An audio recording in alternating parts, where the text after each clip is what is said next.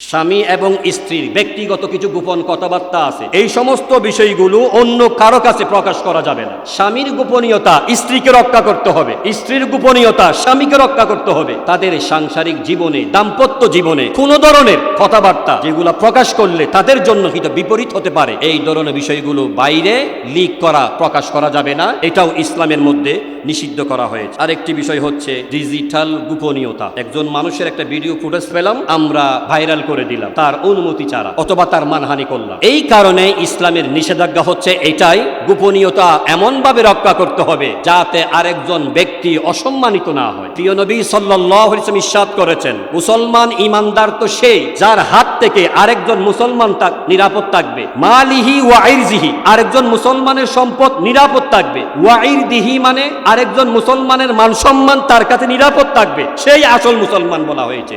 সুবহানাল্লাহ। তবে যদি এমন অপরাধ হয় যে প্রথমবার অপরাধ তিনি ঘটালেন, ব্যক্তিগতভাবে ওনাকে শুধরানোর জন্য বলা হয়েছে, তিনি শুধরাচ্ছেন না, তখন দ্বিতীয় তৃতীয় পর্যায়ে এই অপকর্ম থেকে বেরিয়ে আসার জন্য শরীয়তের আলোকে যেই কোনো সিদ্ধান্ত নেওয়া জায়েজ আছে। তবে প্রথমবার ওনার মান সম্মান রক্ষার্থে যখন ওনার মাধ্যমে কোনো অপরাধমূলক কাজ প্রকাশ পায়, তখন ওনার আশেপাশে মুসলমানের প্রথম নাম্বারের পদক্ষেপ হচ্ছে ওনাকে একাকীভাবে শুধরানো। তিনি যদি সেই অপকর্ম থেকে ফিরে না আসে, ওটার উপর লিপ্ত থাকে, তখন সমাজটাকে পরিশুদ্ধ রাখবার জন্য, পরিচ্ছন্ন রাখবার জন্য, সমাজের তরুণ তরুণীদের চারিত্রিকভাবে যাতে অবক্ষয় না ঘটে, চারিত্রিকভাবে সবাইকে ঠিক রাখবার জন্য তখন বিকল্প হিসেবে ওই মানুষটার বিরুদ্ধে পদক্ষেপ নেওয়া যেতে পারে। ইসলামে এটা জায়েজ ঘোষণা করা হয়েছে। আরেকটা বিষয় হচ্ছে আমাদের বন্ধুদের মোবাইল ফোন চেক করা, তার হোয়াটসঅ্যাপ, তার মেসেঞ্জার, তার অনুমতি ছাড়া চেক করা, গোপনীয়তা বজায় না রেখে চেক করা তার অনুমতি ছাড়া, এটি স্পষ্ট হারাম ঘোষণা করা হয়েছে। একজন মুসলমানের নামে যখন একটা চিঠি আসবে, হয়তো আপনাকে দেওয়া হলো অমুকের চিঠি, আপনি ঘরে পৌঁছিয়ে দিন, আপনি মাঝপথে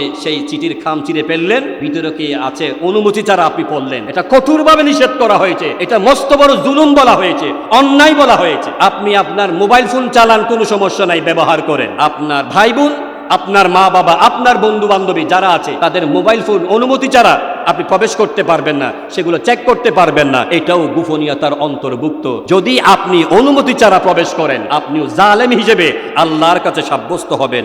নাউজুবিল্লাহি মিন যালিক।